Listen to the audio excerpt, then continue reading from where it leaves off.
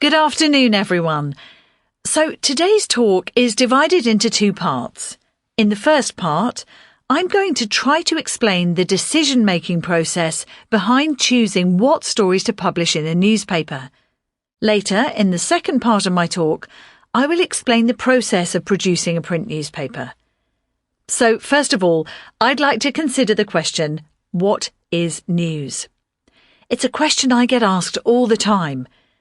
Well, to put it in very simple terms, it is anything new. However, that definition is extremely vague and open to interpretation. In other words, it doesn't really help a newspaper editor decide what stories to include. So, a better question would be, what factors help newspaper editors decide which stories make it into their newspaper?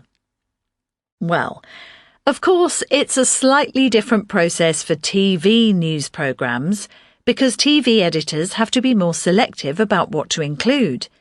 TV news shows are restricted by length and can be as short as 5 minutes. Newspapers don't have these restrictions, but even with print or online newspapers, there are many more stories vying for attention than those that actually appear in the final edition. Returning to the question then, what makes a news story newsworthy? What is it that grabs the attention and makes you want to interact with the story? Basically, it is anything with personal relevance for the reader. This presents us with two more questions. How do we, as newspaper editors, decide what is relevant and what is not? And what is it that makes a story personal? The answer is that it very much depends on your audience, and a good newspaper editor chooses stories based on their relevance and personal interest to their audience.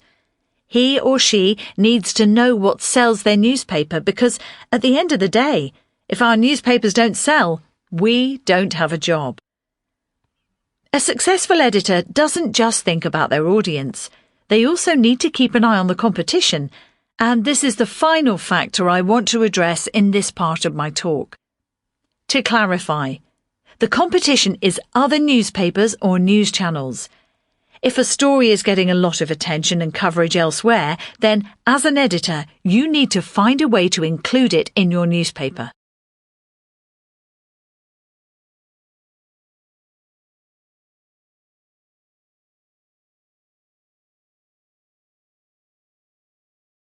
So now to move on to the second part of my talk, which is the process of putting together an edition of a printed newspaper. The first stage is a continuous process in which journalists are collecting and writing up stories and the marketing people are positioning the advertisements, and this is known as the news gathering stage. As soon as an article is finished, it's passed on to the second stage of the process, editing. Both content and language have to be edited. Facts may need to be checked and changes made to the language to ensure the tone of the piece fits the style of the newspaper and the message the editor wants to convey.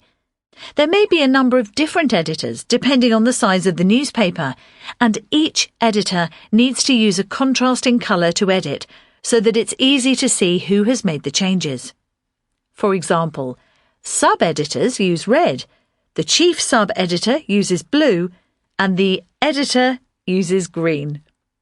Once all the editing is finished, we move on to the next stage, which is called pre-press. This stage is concerned with layout. Each page of the newspaper is laid out and designed with stories, pictures and adverts. A prototype, or first version, of each page is made. Nowadays, these are then transformed into digital form by graphic designers. The pre-press stage is followed by the press or lithographic stage. Traditionally, and in places where digital printing isn't used, the stories and adverts are registered on a plate, an iron sheet, in the size and shape of the newspaper. Next comes the impression stage. The plates are hung on the printing press and the final copies are printed out. For some of the national newspapers, this can run to thousands of copies that need to be collected and put in order before the final stage, circulation, when the newspapers are sent out to be distributed across the country. Although digital technology now plays a part in this whole process, it's actually remarkably similar to the way it has always been done.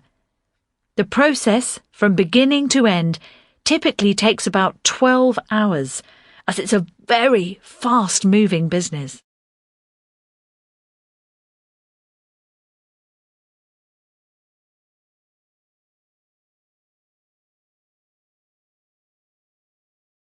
Good afternoon, everyone. Today, we continue our series of talks about globalization, and today's talk is on the globalization of culture. This is quite a complex topic, as there are lots of different ways in which we can look at culture. To begin with, there is no agreed consensus on how best to define culture. Culture can cover both visible aspects such as music, clothes, food, and architecture, as well as less visible ones such as value and belief systems. An important part I want to stress from the beginning is one that anyone who studies culture needs to understand. It's not enough to just look and see what's happening on the surface. You need to look beneath the surface to understand the meanings that people assign to cultural phenomena. Let me give you an example. The American film Titanic proved hugely popular in China when it was released in 1998. When this was studied in detail by sociologists, it was found that it had nothing to do with the popularity of American culture. The film was understood by the Chinese purely in terms of their own historical circumstances. So, the whole idea of cultural globalization needs to be looked at beyond the superficial level. Okay, let's move on to discuss some different views on the globalization of culture. For some, it's seen to be a very negative thing indeed. Many critics see it as an extension of global capitalism. They see capitalism attempting to extend its influence to all corners of the globe through advertising and marketing, creating needs people didn't know they had in order to sell their products and services. One of the main criticisms of this economic approach is that it has led to corporations trying to find uniform answers to the needs of everybody, a kind of one-size-fits-all approach to products and services they produce. In other words, this approach does not consider or cater to the different personalities that different cultures have, and therefore either ignores or is detrimental to their individual needs. Some even see this process as a form of corporate imperialism, comparable perhaps to the colonization of the New World by European powers in the 15th to 19th centuries. This can lead to a form of cultural extinction. Long-held customs and traditions slowly disappear or die out. This is a fear that many nations have expressed. In 1999, for example, a survey in France found that 60% of people in that country felt that globalization was the greatest threat to the French cultural way of life.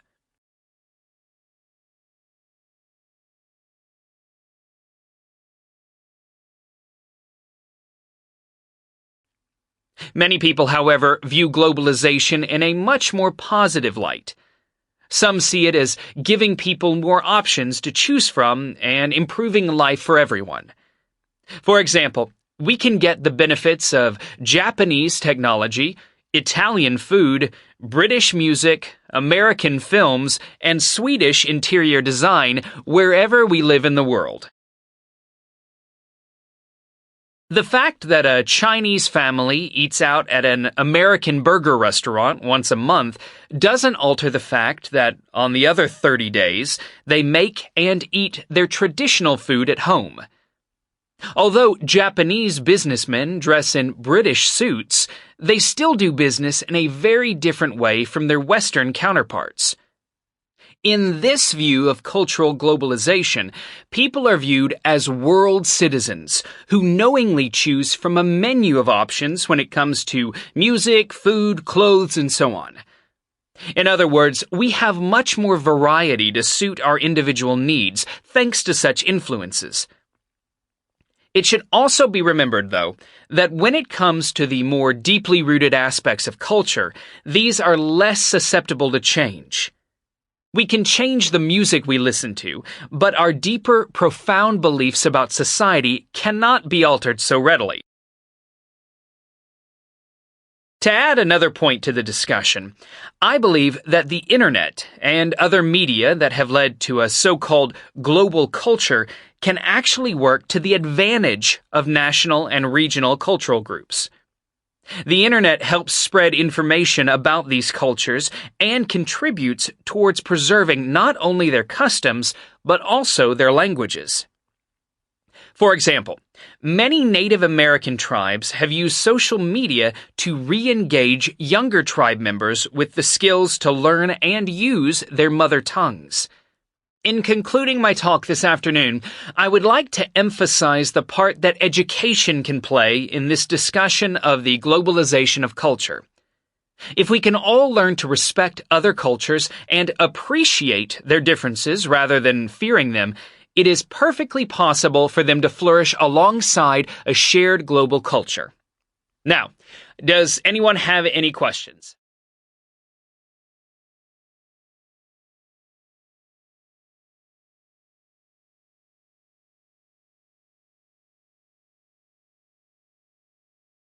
Language is more than a collection of words and sounds. It is an essential part of a culture that helps not only with communication, but is a reminder of a culture's heritage. It can give us a valuable insight into the beliefs and the way a group of people think, in the same way ancient monuments give us insight into the past. Currently, the UNESCO Atlas of World Languages believes that there are 575 languages that are in danger. This includes languages that have just a handful of speakers, such as Yaghan in Chile and Ainu in Japan, but also some languages where there are still thousands of speakers.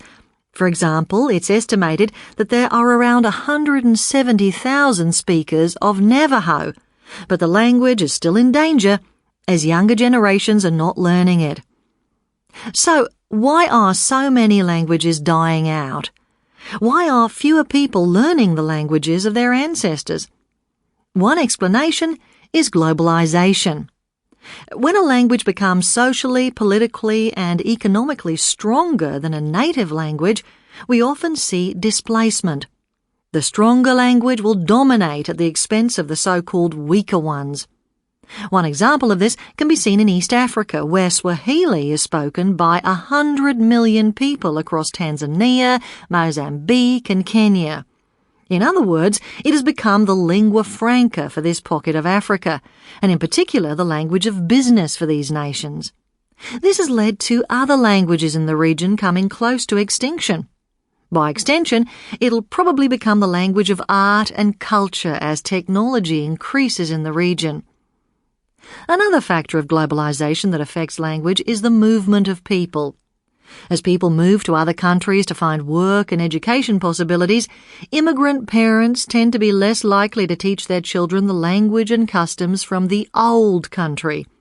However, it's not clear if this is because these parents are driven by concerns about theirs and their children's integration into the new culture and local language, or just that, as immigrants, they may have to work hard to establish themselves and not have the time to teach their children. Nevertheless, there are some ways in which languages that may have died out in the past are being saved, and this is thanks to the globalization and technology that have threatened languages in the past. For example, Joshua Hinson, a member of the Chickasaw tribe in North America, was concerned about the fact that the tribe members who could speak the language well were getting older, and the younger members were not interested. He therefore developed an app that taught the Chickasaw alphabet and language. This was a great success with the younger members, and they formed a youth speaking language club and are partnering with language experts to produce a complete course which they hope to make available in the near future.